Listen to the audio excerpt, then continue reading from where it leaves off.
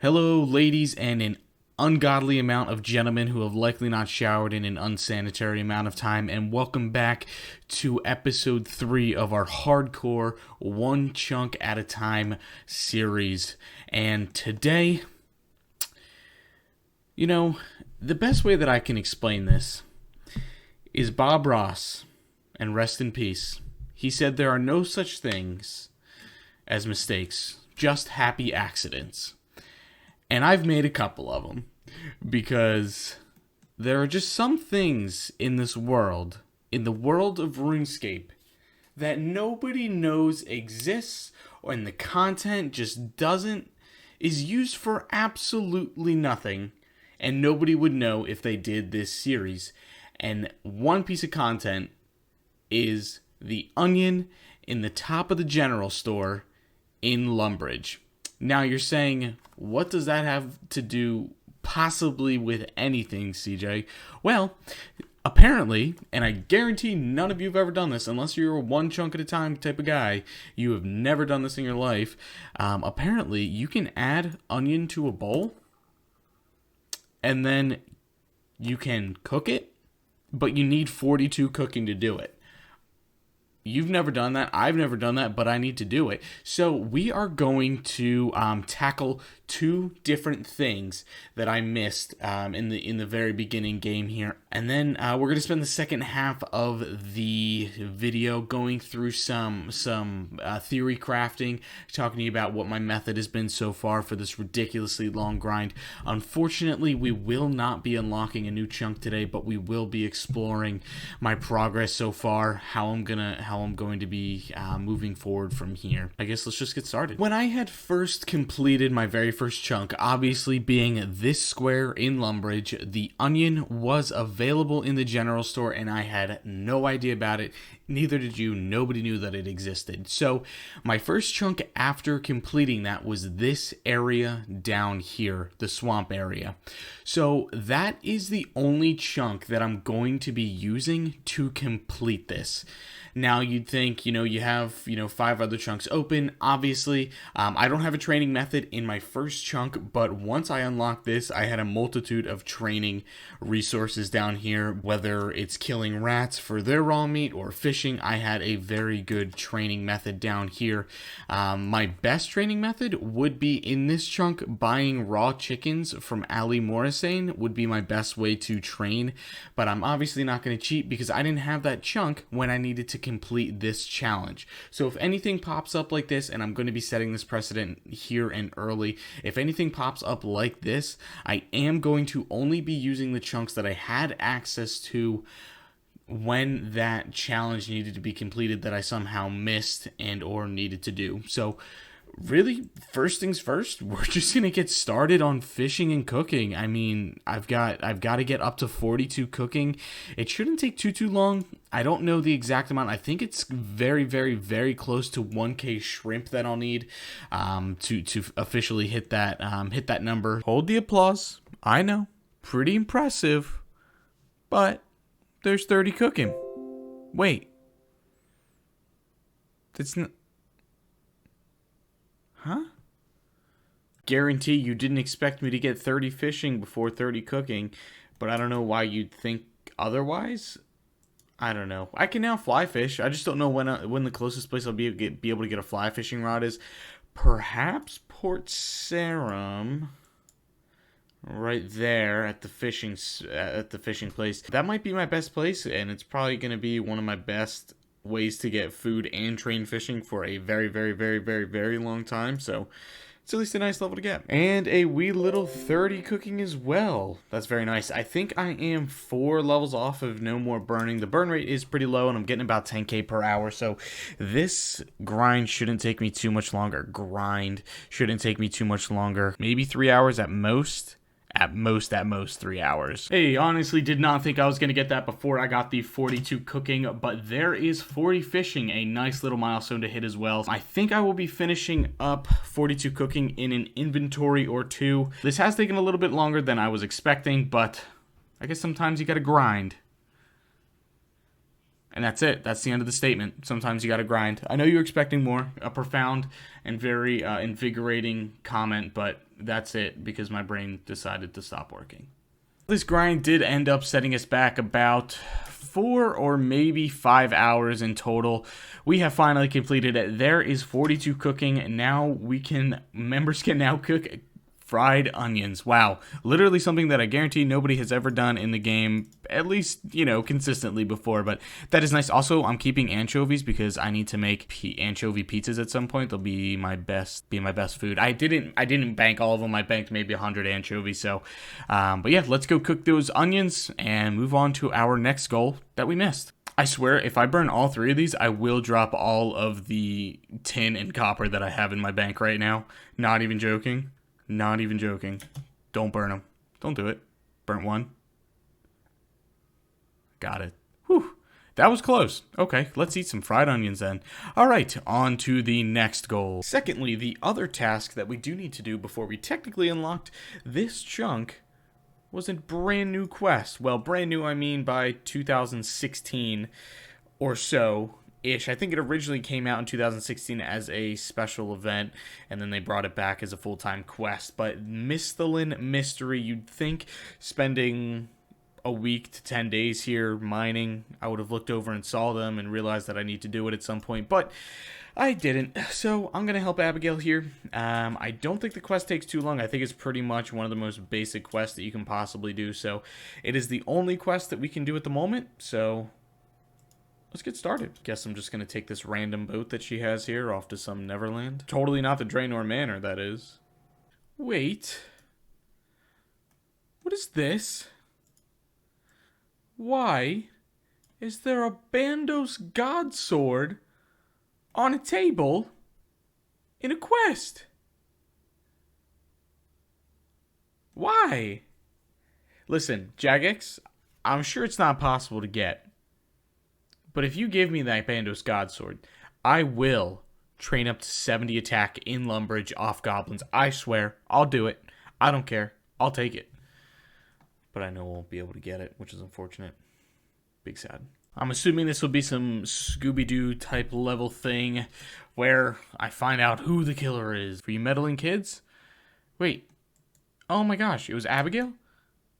Wait, so she brought me all the way to an abandoned island that totally isn't Draenor Manor to try to kill me, and she killed all of her friends in the process. Oh, wait, what?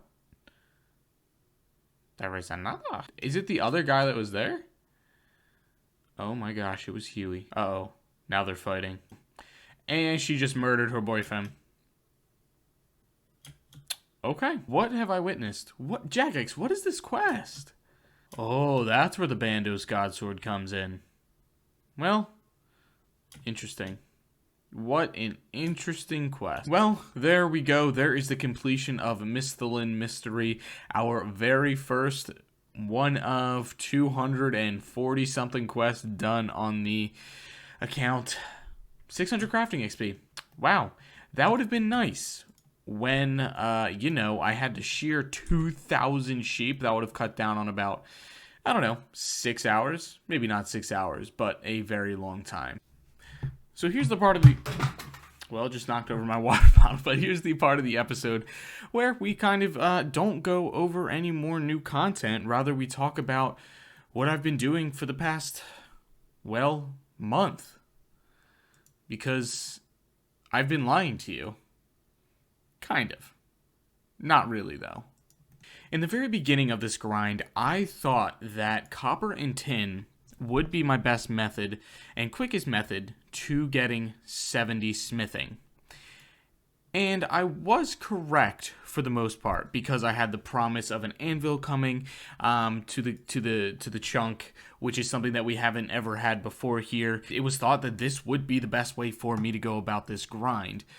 But I looked into it a little bit further, and while it would be about the fastest method for me to get 70 smithing, it surely was by far nowhere even close to the most efficient way of me getting 70 smithing. So I believe I theorized in the last video, I believe I had it in my educational segment, that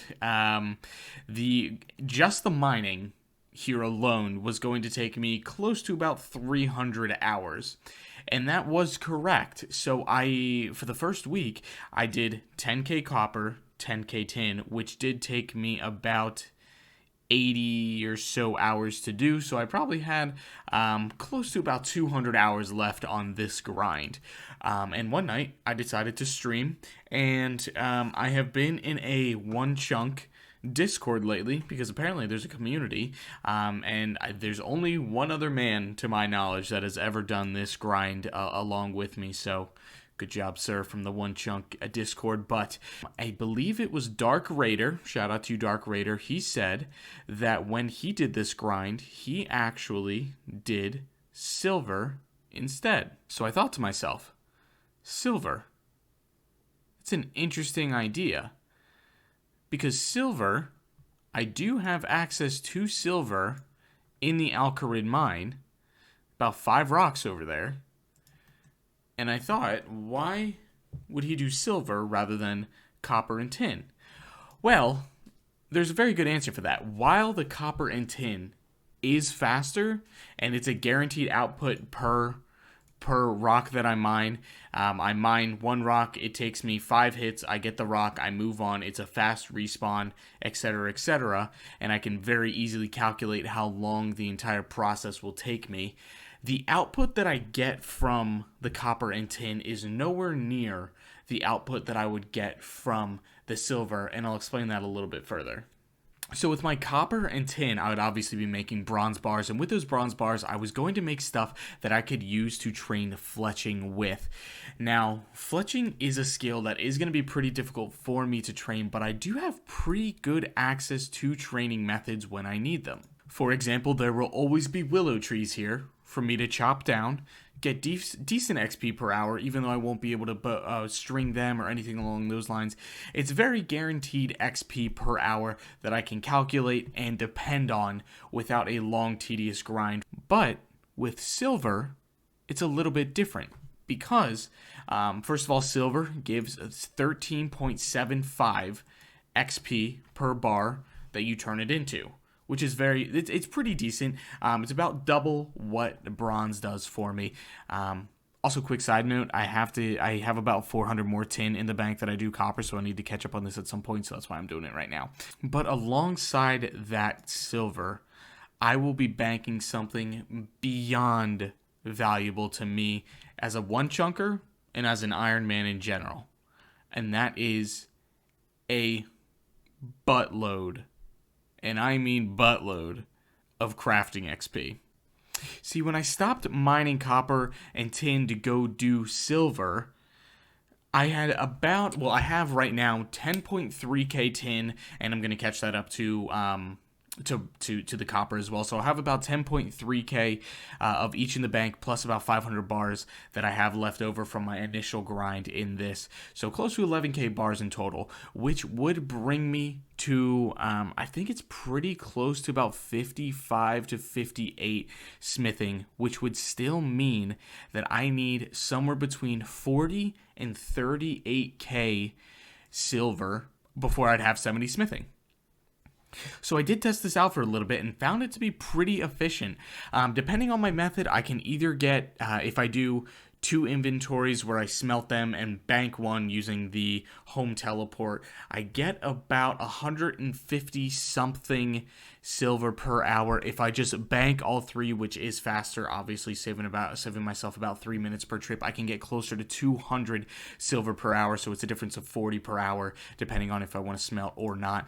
But I can bank about 200 silver per hour, or 160 silver per hour, which would leave my grind somewhere between 200 to 240 hours after I had already done the copper and tin here. Whereas if I continue to do the copper and tin here, I'd likely be looking at less than 180 to probably closer to 160 hours left before I was done my grind. But the output from the silver is something that I saw to be invaluable, and the reason why I made the switch and took about 20 to 40 more hours towards the grinding the silver rather than doing the copper and the tin for the bronze. And that is for the crafting XP. Now, most people outside of an Ironman wouldn't even think about using silver as a use of crafting, but honestly, it's an amazing crafting tool for Ironmen, because at some point, and I will too, I will have access to tiaras. Now, if you were to craft a tiara, that's 52.5 XP per tiara that I make. Now, that's not a whole heck of a lot when I say it like that. But if you extrapolate that, after I mined everything, just think about that. 40,000 times 50, that's close. And depending on how many I end up with to get 70 smithing, that is close to 2 million crafting XP banked. Right now, if I go to a XP table and I add 2 million just straight up XP to the XP that I have right now, that is instant 80 crafting right there banked. And it would take me eons elsewhere. Plus, I mean, think about it. I don't have many other places to train crafting. Maybe I could do Port Sarim charters, but that would be extremely slow as well. Cows, obviously not long term. And if you think about it, I am pretty darn close to unlocking this chunk right here, which means I would have access to Amethyst, meaning I would have to get 83 crafting one way or another. So why not get really freaking close in the meantime? So my options really were banking 40k bronze bars, making them into arrowheads, turning them into bronze arrows, hoping that I get the shanty pass down there. Banking only about 900,000 fletching XP, which like I mentioned earlier, I have pretty good access to ways of fletching outside of that. Also, I'm not that far off of being able to do the tourist trap either. I mean, once I start unlocking chunks out here, they're pretty desolate, so there's not much to unlock out here, so I might be able to lock them quickly. And if I were to get the tourist trap done, I would have access to darts, which would be a far, far, far faster way for me to train fletching anyway. Or I could bank 2 million crafting XP, which I don't really have any sort of access to anywhere near here, other than hoping that I would unlock the charter ship right there to do very long trips for soda ash, seaweed, and buckets of sand. So that's really my thought process behind it. Am I spending 20, 40 more hours doing this? Yes, I am. Is it worth it? No second thought about it. I wouldn't change what I'm doing. If I could, honestly, I'd probably start doing silver bars even earlier if I could have.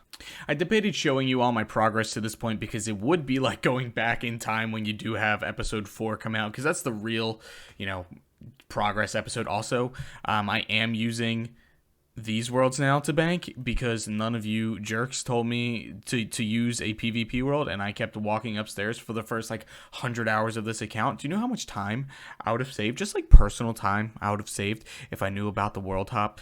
That'd been really nice to know. So next time, tell me in the comments, please and thank you. Anyway, I have decided to show you guys what is in the bank right now. So if you take a peek down here, this is really the only important tab. We have 10. Oh, wow. That was the inventory to get us 10,000 and 3 copper. Pretty much 10.3k tin, 500 bronze bars like I was talking about. We have 7,000 bars already done. I'll talk about that more so in the next episode. I'll show you a little bit about my strategy and how I was going about this in the beginning, but now I'm only doing and banking silver ores for the rest of until I'm complete this. So pretty much 25k plus silver done, which means I have about 13,000 to go. I need to hit somewhere around, it depends on how many lamps and books I get before the end, 38 to 39k, and then all the gems that I've gotten, and then some coal and myth from from random events. But this is the most important number, so if you want to, you can do the math, find out how much XP I have banked right now. But we have 25k silver, and if I do about 2k per day, which is my plan, it's what I have been doing. I've been going a little bit harder, and like I said, just remember 160 to 200 per day, doing about 2k per day, and that's at max efficiency. Just think about that in your brain. Think about how long that's going to take me. So I got about 13,000 left to do. I should be done this goal by next Monday, Tuesday. Today is June 2nd, and I could have it done by June 8th. Who knows? That's the hope, but I don't know exactly how long it'll take me.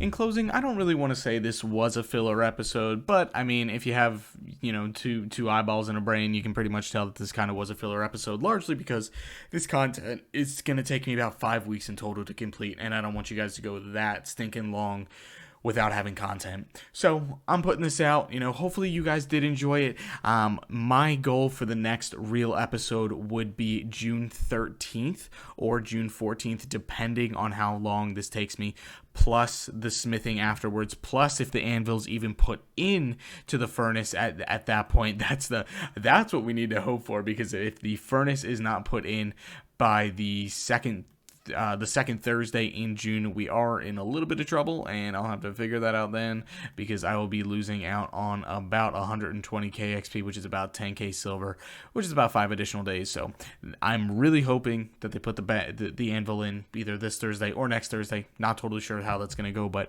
I appreciate you all. Subscribe, follow me on Twitch. Haven't been streaming too much on Twitch lately, but that's largely because I don't want to have to subject you guys to this awful boring content.